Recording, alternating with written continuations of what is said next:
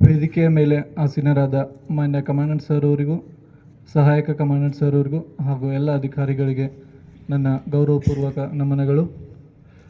ಹಾಗೂ ಈ ವೇದಿಕೆಯ ಮೇಲೆ ಆಸೀನರಾದ ಈ ಕಾರ್ಯಕ್ರಮದ ಮುಖ್ಯ ಅತಿಥಿಗಳಾದ ಅಂತಾರಾಷ್ಟ್ರೀಯ ಯೋಗ ಗುರುಗಳಾದ ಹಾಗೂ ವಿದೇಶಗಳಲ್ಲಿಯೂ ಕೂಡ ತಮ್ಮ ಯೋಗ ಜ್ಞಾನದ ಮೂಲಕ ತಮ್ಮ ಜ್ಞಾನದ ಬೆಳಕನ್ನು ಎಲ್ಲರಿಗೂ ಹಂಚುತ್ತಾ ನಮ್ಮ ನಾಡಿನ ಕೀರ್ತಿಯನ್ನು ಬೆಳಗುತ್ತಿರುವ ಯೋಗ ಗುರುಗಳಾದ ನಮ್ಮ ನಾಡಿನ ಹೆಮ್ಮೆಯ ಕನ್ನಡತಿ ಭಾಗೀರಥಿ ಗುರುಮಾ ಮೇಡಮ್ ರವರಿಗೆ ನನ್ನ ಭಕ್ತಿಪೂರ್ವಕ ಪ್ರಣಾಮಗಳನ್ನು ಸಲ್ಲಿಸುತ್ತಾ ಹಾಗೂ ತಮ್ಮೆಲ್ಲರಿಗೂ ಕೂಡ ಸಂಜೆಯ ಶುಭ ನಮನಗಳನ್ನು ಸಲ್ಲಿಸುತ್ತೇನೆ.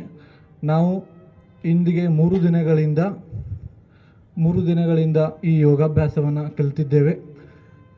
ಇದರಲ್ಲಿ ಪ್ರಮುಖವಾಗಿ ನಾವು ಕಲಿತ ವಿಚಾರಗಳಂದರೆ, ನಾವು ಮೊದಲಿಂದನೂ ಕೂಡ ಯೋಗಾಭ್ಯಾಸವನ್ನು ಮಾಡ್ತಾ ಇದ್ವಿ. ಆದರೆ ಬಹಳಷ್ಟರ ಮಟ್ಟಿಗೆ ನಾವು ತಿಳ್ಕೊಂಡಿರುವಂಥದ್ದು ಯೋಗ ಅಂದರೆ ನಾವು ಮಾಡುವಂತಹ ದೈಹಿಕ ವ್ಯಾಯಾಮ. ಆದರೆ ಈ 3 ದಿನಗಳ ಯೋಗ ಶಿಬಿರದಲ್ಲಿ ನಾವು ಕಲಿತ್ಕೊಂಡಿದ್ದೇನೆಂದರೆ, ಯೋಗ ಅನ್ನೋದು ಬರೀ ದೈಹಿಕ ವ್ಯಾಯಾಮ ಅಲ್ಲ, ಅದು ದೇಹ ಮನಸ್ಸುಗಳ ನಿಗ್ರಹಿಸುವ ಒಂದು ಸಾಧನ.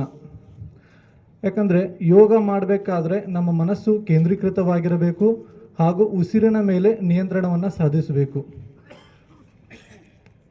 ನಾವು ಗೀತೆಯಲ್ಲಿ ಓದಿರ್ತೀವಿ, ಯಾವ ಮನುಷ್ಯ ತನ್ನ ಮನಸ್ಸನ್ನು ಕೇಂದ್ರೀಕರಿಸುತ್ತಾನೋ, ಯಾವ ಮನುಷ್ಯನ ಮನಸ್ಸು ಅವನ ದೇಹ ಹಾಗೂ ಅವನ ವಿಚಾರಗಳಿಗೆ ಸಕಾರಾತ್ಮಕವಾಗಿ ಸಹಕಾರ ನೀಡುತ್ತದೆಯೋ ಆ ಮನುಷ್ಯನಿಗೆ ಅವನ ಮನಸ್ಸು ನಿಜವಾದ ಸ್ನೇಹಿತ ಅಥವಾ ಆಪ್ತ ಅಂತ ಹೇಳ್ತಾರೆ.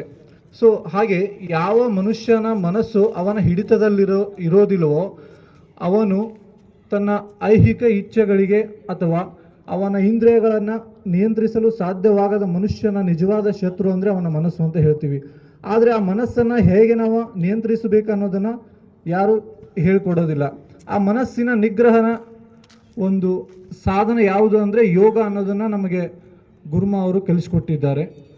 ಹಾಗೂ ಈ ಯೋಗದಿಂದ ನಮ್ಮ ದೇಹದ ಪ್ರತಿಯೊಂದು ಕೀಲುಗಳಿಗೂ ಅಂಗಾಂಗಗಳಿಗೂ ಯಾವ ರೀತಿ ಯೋಗವನ್ನು ಮಾಡಿಸಬೇಕು ಅನ್ನೋದನ್ನು ನಾವು ನಿನ್ನೆ ದಿನ ಕಲ್ತಿದ್ದೀವಿ.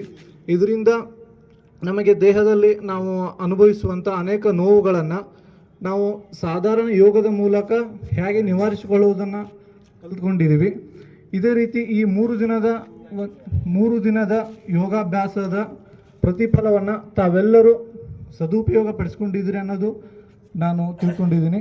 ಸೊ ಇದೇ ರೀತಿಯಾಗಿ ಇದು 3 ದಿನಕ್ಕೆ ಸೀಮಿತವಾಗಿರದೆ ಭವಿಷ್ಯದಲ್ಲೂ ಕೂಡ ಪ್ರತಿನಿತ್ಯ ನಾವು ಇದನ್ನು ಅನುಸರಿಸುತ್ತಾ ಹೋದಲ್ಲಿ ಯಾವುದೇ ರೋಗ ಕಾಯಿಲೆಗಳು ನಮ್ಮ ಸಮೀಪಕ್ಕೂ ಬರುವುದಿಲ್ಲ ಎಂಬುದು ನನ್ನ ಅನಿಸಿಕೆ. ಹಾಗೆ ಈ ಕಾರ್ಯಕ್ರಮವನ್ನು ಆಯೋಜಿಸಿ ನಮ್ಮೆಲ್ಲರಿಗೂ ಇಂತಹ ಒಂದು ಸುವರ್ಣ ಅವಕಾಶವನ್ನು ಮಾಡಿಕೊಟ್ಟಂತಹ ಮಾನ್ಯ ಕಮಾಂಡೆಂಟ್ ಸರ್ ಅವರಿಗೆ ತಮ್ಮೆಲ್ಲರ ಪರವಾಗಿ ಧನ್ಯವಾದಗಳನ್ನು ತಿಳಿಸುತ್ತಾ, ಈ ಯೋಗದ ಸಫಲತೆಯನ್ನು ಪಡೆದುಕೊಂಡಿದ್ದೀನಿ ಅಂತ ನಾನು ಬಹಳ ಖುಷಿಯಿಂದ ಹೇಳ್ಕೊಳ್ತಾ ಇದ್ದೀನಿ.